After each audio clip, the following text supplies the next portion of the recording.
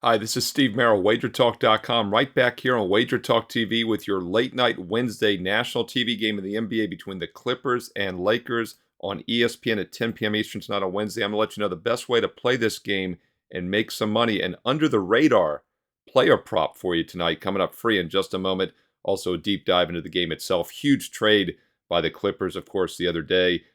Russell Westbrook is still there, but now James Harden, PJ Tucker coming over from Philadelphia. I'll give you some information on that as well here in just a moment. Hey, quick reminder, give the video a thumbs up if you're liking these daily NBA preview videos here on Wager Talk TV, and comment below.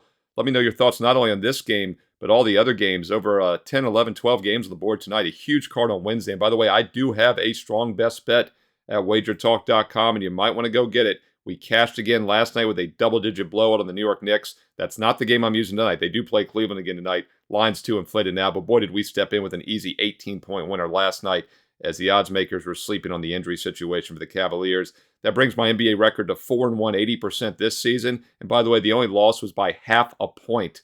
Otherwise, we'd be a perfect 5-0. And going back to the start of 2023, January 1st now, this calendar year, an incredible 80-49 on all NBA sides and totals. I've got another strong side going tonight on Wednesday. Check it out, SteveMerrillWagerTalk.com. All right, let's look at your late game on ESPN tonight at 10 Eastern between the Clippers and Lakers. As I do this late Wednesday morning, the line is shooting up. It opened 5.5, and right around 11:30 a.m. Eastern this morning, it steamed up to 6.5, now 7 across the board as we get around noon Eastern. Obviously, a lot of uncertainty of who's available for the Clippers. It does not look like the new additions in Harden and PJ Tucker will be cleared in time to play tonight. I think the line movement obviously is indicating that.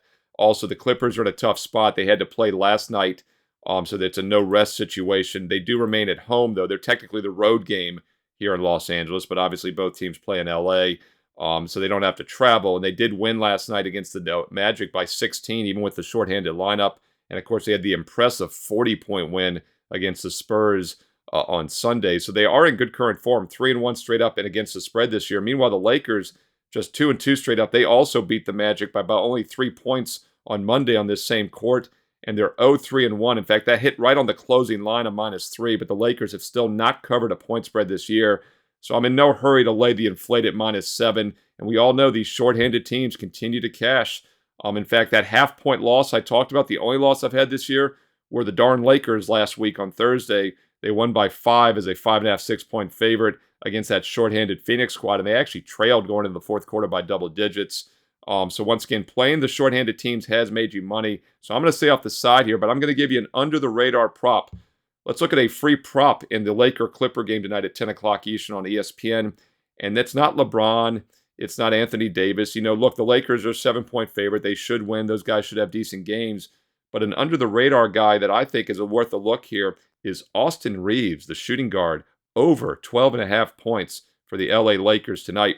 A couple reasons I like this. First of all, he's in the starting lineup. He's getting a lot of minutes. In fact, he's averaging almost 30 minutes a game. He's played 28 minutes or more in all 4 games this season.